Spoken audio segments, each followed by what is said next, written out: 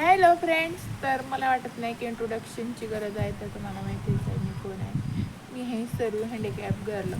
तर चला थोडंसं बोलूया. तर मी खरंच हँडिकॅप आहे.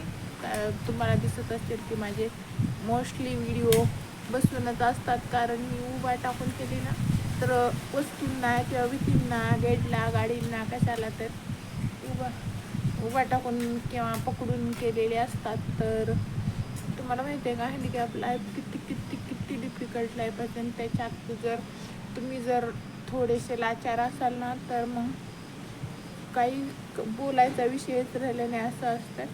आणि त्याच्यात मग तुमची जरा फॅमिली सपोर्टिव्ह असेल तर मग ओके असं असतंय.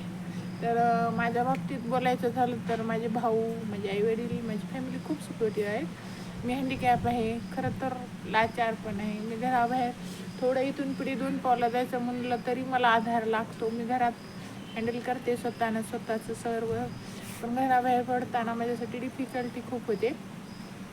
तर माझे आईवडील किंवा भाऊ किंवा मला फॅमिलीत कधीच कुणी रोकटोक लावत नाही, तू असं करू नको, तू तसं करू नको. आता यूट्यूबचं पण घ्या की 2-3 वर्ष झालं मी व्हिडिओ बनवते, तर माझं काहीच होत नाही. चॅनल ना मॉनिटाईज 0 वॉचिंग हॉर्स माझा 60-70 आहे 2-3 वर्षापासून. कारण माझे ब्लॉगच कोणी बघत नाही, तितके इंटरेस्टिंग नसतात. लोकांना चटपटा इंटरेस्टिंग काहीतरी बघायला हवं असतं, जे की माझ्याकडं नसतंच.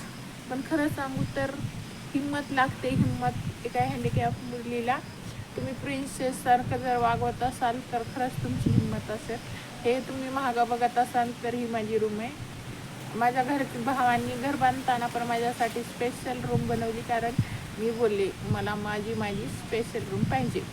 आणि त्यांनी एका शब्दावर माझ्यासाठी रूम पण बनवली. मी माझी लाईफ मला पाहिजे तसं जगते की हां हे आहे की मी पण काही मर्यादा, काही गोष्टी नाही ओलांडत. विचार करते की त्यांना काय आवडतं काय नाही, या गोष्टीचा विचार करूनच मी आयुष्यात काही वेळा काही डिसिजन घेते. तर तसं असते. पण माझे भाऊ पण मला कधी रोकटोक नाही करत. मी हवं ते करते.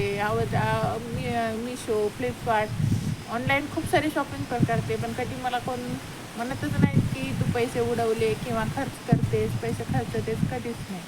मी जे आवडतं ते करते. ज्याला मला जसं हवं तशी लाईफ मी जगते.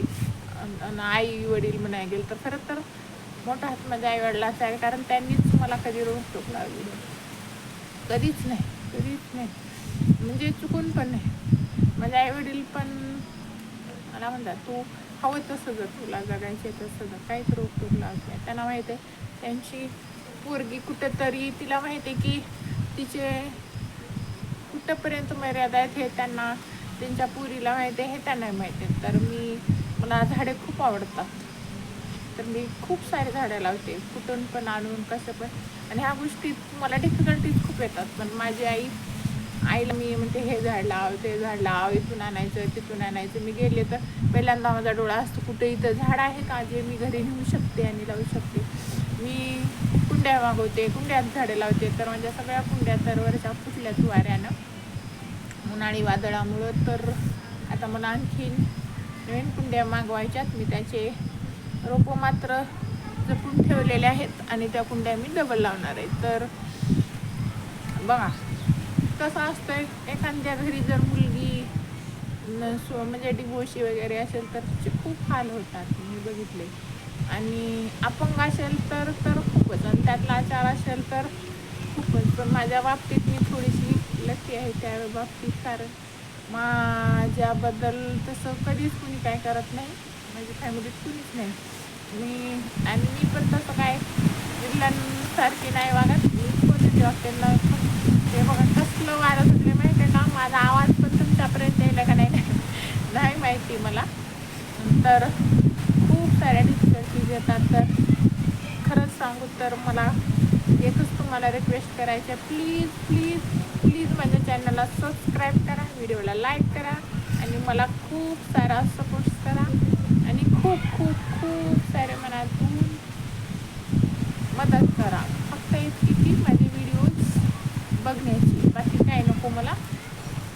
तर जमलं तर सपोर्ट करा.